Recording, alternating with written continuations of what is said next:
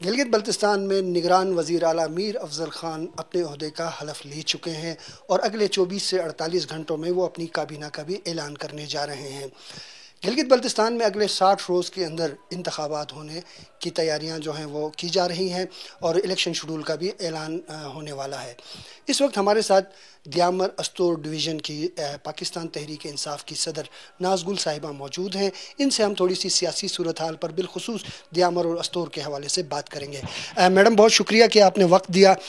آگے انتخابات ہونے جا رہے ہیں، کیا تیاریاں ہیں پاکستان تحریک انصاف خواتین ونگ کی کہ دیامر اور استور میں پارٹی کی کامیابی کے لیے کس طرح آپ لوگ رول پلے کریں گے؟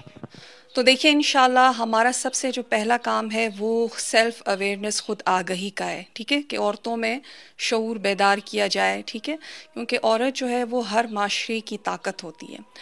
دوسرا یہ کہ مجھے بہت افسوس کرنا کے ساتھ کہنا پڑتا ہے کہ 2012 سے لے کے 2018 تک 13 ارب سے اوپر جو ہے وہ پی ایس ٹی پی کے تحت فنڈز ایلوکیٹ ہوئے ہیں، لیکن صحت اور تعلیم کا انتہائی برا حال ہے، ٹھیک ہے، اور آپ کو پتہ ہے کسی بھی علاقے کی ترقی کا اندازہ جو ہے وہ وہاں کی صحت اور تعلیم کے شعبوں میں ترقی سے ہوتا ہے۔ تو میں اس سلسلے میں بہت کام کروں گی، کیونکہ اس کا تعلق نہ صرف خواتین سے ہے بلکہ اس کا تعلق ہمارے مرد حضرات سے بھی ہے۔ خواتین کی صحت ٹھیک نہیں ہوگی تو ظاہری بات ہے، آپ کو پتہ ہے ان کو بہت زیادہ مالی مشکلات کا ان کو سامنا کرنا پڑے گا۔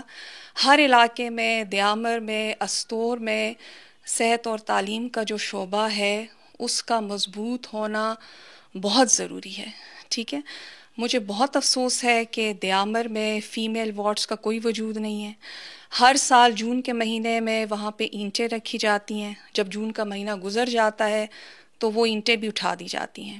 یہ ایک بہت بڑا المیہ ہے۔ وہاں پہ کارڈیولوجسٹ نہیں ہیں۔ دیامر کے جو مریض ہیں، جو ہارٹ پیشنٹس ہیں، وہ گلگت آتے آتے دم توڑ دیتے ہیں، یا تو وہیں پر دم توڑ دیتے ہیں یا راستے میں دم توڑ دیتے ہیں، ٹھیک ہے۔ یہی حال استور کا بھی ہے۔ کوئی کوالیفائڈ گائنیکالوجسٹ نہیں ہے، زچہ بچہ کی صحت جو ہے وہ بہت خطرے میں ہے، تو بہت ہی ایک شدید اور ایک بحرانی کیفیت ہے، and we have to look into these matters۔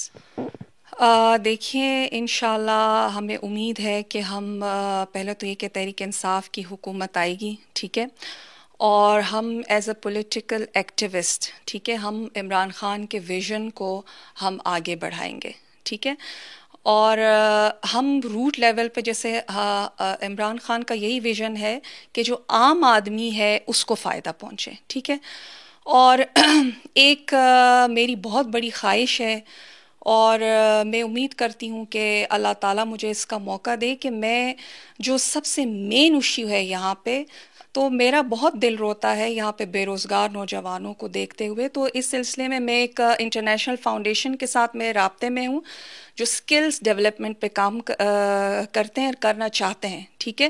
تو میری حکومت جو ہے وہ ان کو یہاں پہ میں زور دوں گی کہ وہ ان کو یہاں پہ انوائٹ کرے اور یہاں پہ سکل ڈیولپمنٹ پہ ایک انسٹیٹیوٹ کھولے، ٹھیک ہے، جو کہ ان کی ایکسپرٹیز ہے، جس میں بے روزگار نوجوانوں کو آگے ان کو مواقع فراہم کیے جائیں، ٹھیک ہے۔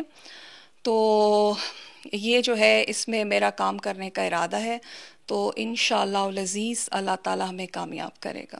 بہت بہت شکریہ میڈم، آپ نے وقت دیا۔